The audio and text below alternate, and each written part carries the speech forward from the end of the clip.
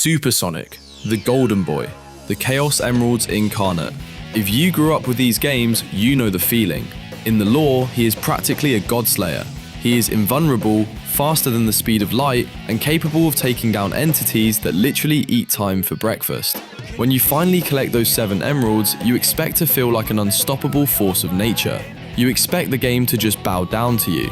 But in actual gameplay, Supersonic is complicated. Sometimes he's an instant win button that makes you feel incredible. Other times, he's basically just a glorified cutscene that you watch rather than play. And then there are the times where he genuinely feels like a liability. Today, I want to talk about what I call the golden problem. I want to really dig into how SEGA has struggled for 30 years to figure out what to actually do with Supersonic. Is he a reward? Is he a core mechanic? Or is he, ironically, kind of useless? It really started back in 1992 with Sonic the Hedgehog 2.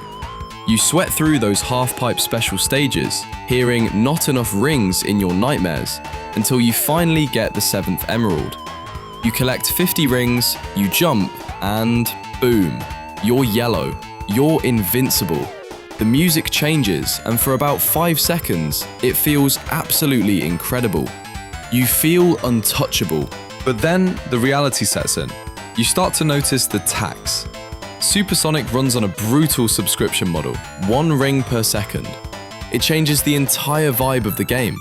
You aren't exploring the level anymore. You aren't enjoying the scenery. Suddenly, you're anxiously hunting for rings just to sustain the form. It adds a layer of stress that wasn't there before. Instead of feeling like a hero, you feel like you're running against a clock that you can't see. And then there's the physics. Classic Sonic is designed around momentum and precision. Supersonic, on the other hand, is designed around raw, uncontrollable speed.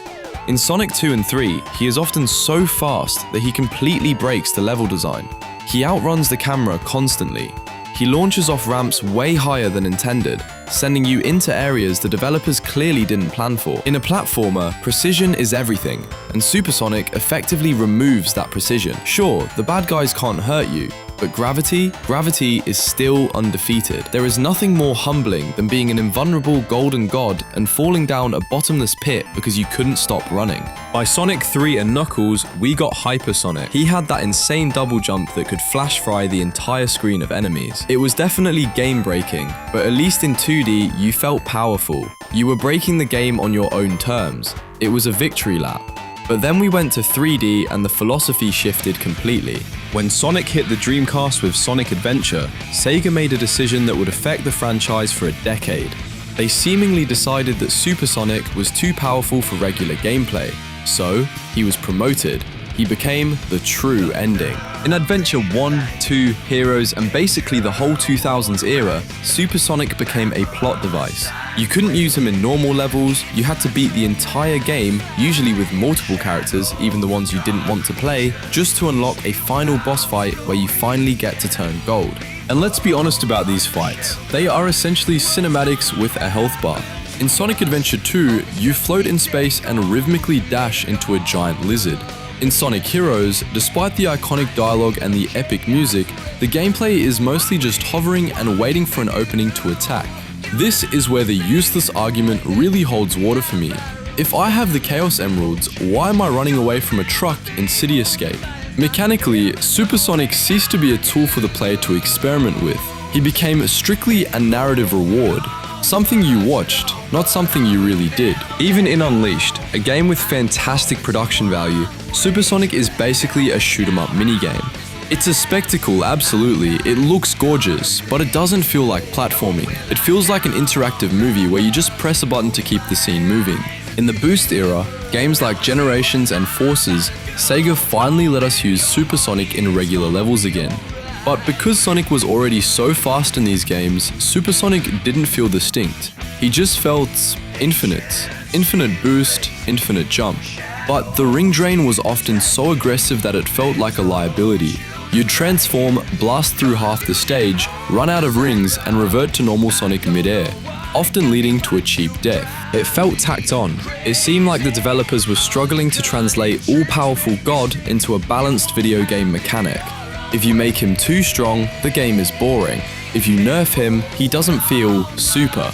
They were stuck in this design limbo. Sonic Frontiers changed the conversation. For the first time, Supersonic wasn't a cheat code, and he wasn't just a cinematic. He was a necessity. The developers realized something crucial. You can't make traditional platforming challenging for an invincible character.